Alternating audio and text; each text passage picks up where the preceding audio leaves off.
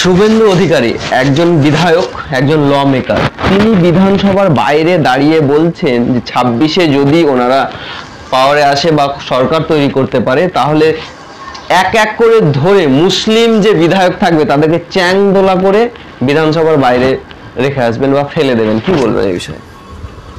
26-এর পর সরকারে আসার পর কেন, এখন নয় কেন?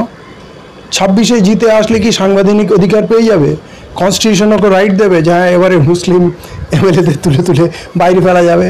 মানে অতি নিম্নগ্রামের যারা সস্তা দামের চুল্লু খায় তারাই এ ধরনের প্রলাপ বকতে পারে। এবং সত্যি কথা বলতে কি, বাংলার যে কৃষ্টি কালচার, বাংলার যে শালীনতা ভদ্রতা, এখানে গান কবিতার প্রেম ভালোবাসার যে মাটি, এটা কেমন সেই যেন উত্তরপ্রদেশের মেড়খোট্টারা যা করে, হ্যাঁ উগ্রতা মদ খেয়ে, হ্যাঁ সেই কালচারে নামার চেষ্টা করছে। মানে একটা এমএলএ, আমি ও তো বিরোধী নেতা মানে অনেক বড় সম্মানের জায়গা, বিরোধী নেতা মানে নেক্সট টু সিএম ধরা হয়, তো এরকম নোংরা কথাবার্তা বলবে। আমার মনে হয় ও যে হিন্দু হিন্দু করছে, হিন্দুরাও লজ্জায় মুখ ডাকবে যে এত নোংরা, এত অপদার্থ, এত কি বলবো মানে অশিক্ষিত একটা পশুসুলভ আচরণ এরকম কোনো হিন্দু পছন্দ করবে না। কারণ আমি জানি আমার দেশের হিন্দুরা অনেক শালীন, অন্তত বাংলার হিন্দুরা অনেক ভদ্র। আমরা ট্রামে বাসে রাস্তাঘাটে চলি, কোথাও কোনো অশোভন আচরণ দেখি না, কারোর সঙ্গে কারো খারাপ ব্যবহার, নোংরা কথা কিছু দেখি না। কোন হিন্দুর কথা বলছে, কোন বাংলার কথা বলছে? অথচ এর কাছে কোনো সাবজেক্ট নেই মুসলমানদের আক্রমণ করা ছাড়া। এই যে এই রাজ্যে যে নাগরিকত্ব সমস্যা, তার সলিউশন কী হবে, ওর কাছে কোনো ফর্মুলা নেই। ওর কাছে এই যে বেকারত্ব, জিনিসপত্রের দাম বাড়ছে, এই যে শিল্প কারখানা বেড়ে যাচ্ছে, মানে উঠে যাচ্ছে, লেবার অ্যাক্ট ফিনিশ, মানুষকে দিয়ে শোষণ করা হচ্ছে, ন্যূনতম মজদুরি মানুষ পাচ্ছে না, মেয়েদের যে সুরক্ষার ব্যাপার আছে, ও যে বলছে আমি মুসলমানদের ঝুলিয়ে মারবো, লম্বা করে দেবো, তারপরে এখন ডাইরেক্ট এমএলএদের, তো এমএলএদের কি ও হ্যান্ডিক্যাপ মনে করছে? হ্যাঁ, সত্যি কথা বলতে কি আগুন লাগানোর চেষ্টা করছে, কিন্তু বাম্পার্ড মার লাগলে না, আমি বলছি ও দু হাত হাঁটতে পারবে না, ডিগবাজি গিয়ে পড়ে যাবে। মোস্ট আনফিট লোক। কাল পর্যন্ত ইফতারি খেয়েছে, আমাদের এখানে সে দোয়া করেছে, আল্লাহ আল্লাহ করেছে, আজকে সেই লোকটা এত নোংরা। মানে কোনো জাতিরই মানুষ এত নোংরা হতে পারে আইডিয়া নেই। আমরা এই বাংলায় হিন্দু মুসলমান খুব মিলেমিশে আছি, আমাদের অনেক সমস্যা আছে। আমাদের এখানে রোজগার কমেছে, জিডিপি ফল করছে, বেকারত্ব, শিল্প কারখানা নেই, এডুকেশন লেভেল ডাউন হয়ে গেছে, মানুষের গভর্নমেন্ট স্কলারশিপ বা ফ্যাসিলিটি, শিক্ষায় যে অনুদান সেগুলো কমিয়ে দিচ্ছে, জীবন জীবিকার মান কমছে, এত সমস্যা, রাস্তাঘাটের সমস্যা, এখনও পাবলিক ট্রান্সপোর্টের সমস্যা, মানুষ জীবন হাতে নিয়ে যাতায়াত করছে। হয়তো কলকাতা শহরটা হয়তো একটু আধুনিক হচ্ছে, মেট্রো হচ্ছে, বাকি বাংলার কী অবস্থা? ও বাংলার কোনো মানুষের কোনো সমস্যা নিয়ে কথা বলে? আর যদিও বলে আমি হিন্দুদের, আমি নেতা, হিন্দুদের এমএলএ, হিন্দুদের কথা বলি, তো হিন্দুদের কোন সমস্যাটা নিয়ে আলোচনা করে? আমি বলছি হিন্দুরাও ওকে ঘৃণা ভরে ত্যাগ করবে। এবং এই বাংলার যে পরিবেশ নষ্ট করছে, আমরা হিন্দু মুসলমান সবাই কম বেশি রাস্তায় নামি, আমাদের বাচ্চারা স্কুলে যায়, মেয়েরা অফিস আদালতে যাচ্ছে, কাজ করছে। এখানে যদি দাঙ্গামাঙ্গাম হয়, এই যে লুটপাট হবে, আগুন লাগবে, ওই ওদের যে সভাপতি সে বলছে পুরো বাংলায়, মানে পুলিশ যদি মেয়েটার যদি কিছু করে, মানে ওই যে মেয়েটা ভদ্রলোককে ট্রেনে মেরেছিল, তার যদি কিছু হয়, তার যদি হয় মানে কি হয়, মানে পুলিশ যদি তাকে গ্রেপ্তার করে, কারণ কোনো মুসলমান তো এখনো পর্যন্ত কাউকে আক্রমণ করেনি, সুকান্ত মজুমদারকেও করেনি, শুভেন্দুকেও আক্রমণ করেনি, এরা আই মাই সাই কথাবার্তা বলে। কিন্তু ওই মেয়েটাকে কিছু করলে ওরা পুরো বাংলায় আগুন জ্বালিয়ে দেবে, না পুরো বাংলায় আগুন লাগানোর জন্য ওরা প্রস্তুত হয়ে আছে, খালি একটা বাহানা চাই। একটা বাহানা চাইলে পুরো বাংলাটাকে জ্বালিয়ে দেবে। এটা কি বাংলার উন্নয়নের স্বপ্ন ওদের? সোনার বাংলা কি আগুন দিয়ে জ্বালিয়ে দিয়ে বাংলাটা সোনার বাংলা হয়ে যাবে? মানুষ এত বোকা না, মানুষ এদের বুঝছে, এবং এরা যে যেন প্রকারে বাংলাকে জ্বালাতে চায়, এইটা এদের মুখ থেকে এটা ক্লিয়ার হয়ে গেছে। ওদের সভাপতি বলে দিয়েছে আমরা বাংলাটাকে আগুন দিয়ে লাগিয়ে জ্বালিয়ে দিতে চাই, মানে বাহানা যাই হোক। এবারে আমার হিন্দু মুসলিম ভাই বোন সবাইকে বলবো, এদেরকে চুনুন, ভাবুন। মোদির ভাবমূর্তি নষ্ট হচ্ছে। মোদিকে গেলে কেউ ইউরোপে হাত মেলায় না, তার সঙ্গে কথা বলতে চায় না, তাকে ট্রাম্প রিসিভ করতে আসেনি, ট্রাম্প তাকে বসিয়ে অসম্মান করছে। ভারতীয়দের হ্যান্ডকাপ লাগিয়ে, কোমরে চেন দিয়ে, পায়ে বেড়ি দিয়ে তাদেরকে পাঠানো হচ্ছে।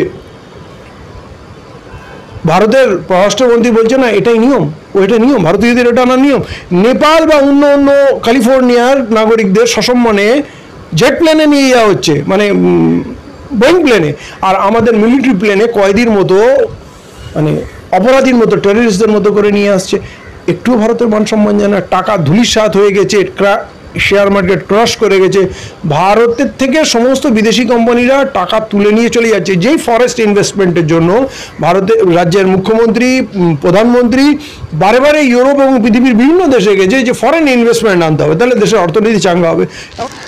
শুভেন্দু অধিকারের এরকম মুসলিম বিদ্বেষী বয়ানের পর বিধানসভার বাইরে দাঁড়িয়ে মূলত বিভিন্ন মহলে জনগণের মধ্যে তার প্রতি যে ক্ষোভ একটা জমছিল, সেই ক্ষোভের একটা অংশ আমরা দেখতে পেলাম কংগ্রেস দলের একজন নেতা আলী ইমরান রামস ওরফে ভিক্টর।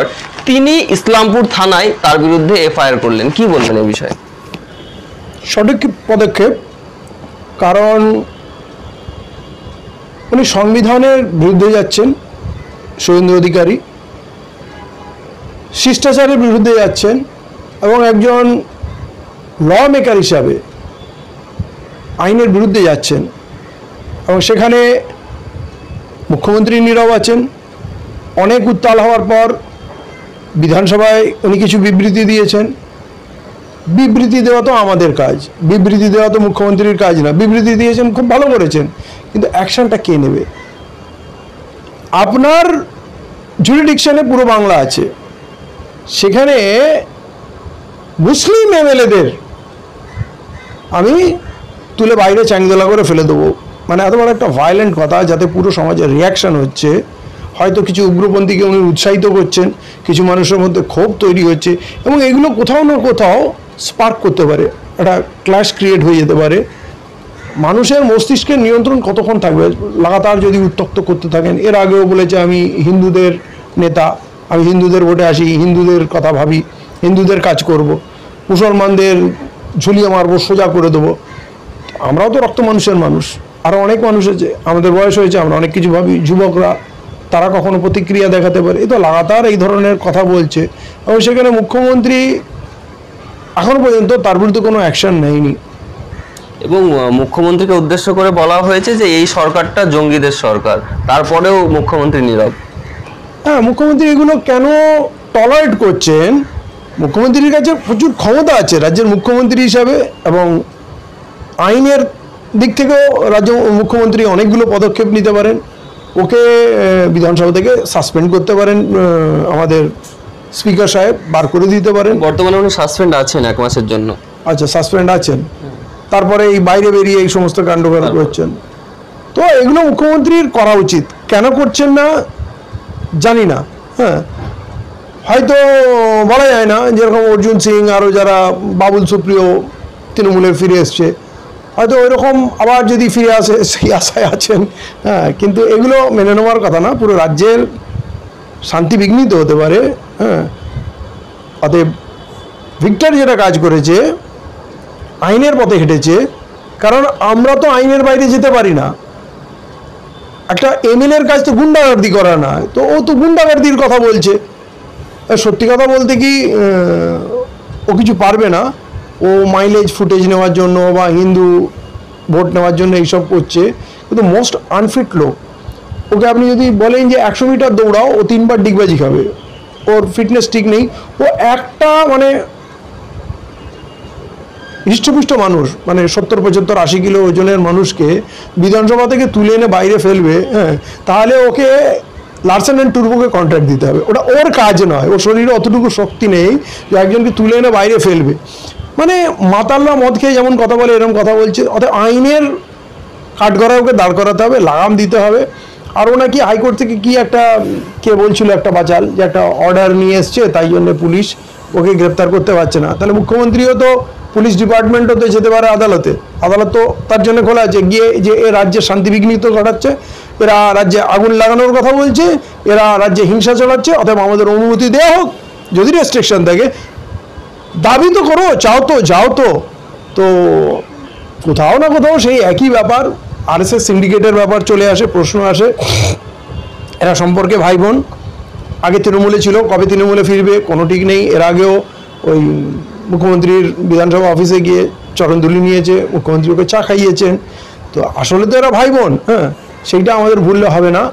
এরা এর বিরুদ্ধে কঠোর হতে পারে না। নৌশাদকে বিনা দোষে তুলে মারতে মারতে 42 দিন জেল কাটিয়ে দেওয়া খুব সহজ।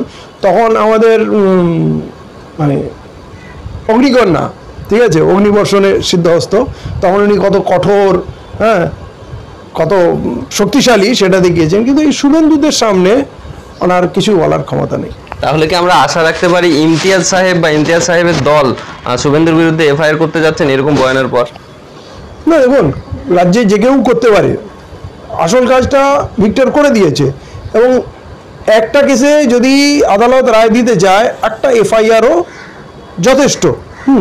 তো আমরা এইটা বলছি না যে আমরা করব কি করব না, এরকম আমাদের কোনো সিদ্ধান্ত হয়নি। তবে প্রত্যেকেরই করা উচিত এবং অন্তত একটা জনমত তৈরি হবে। এটা সঠিক সিদ্ধান্ত।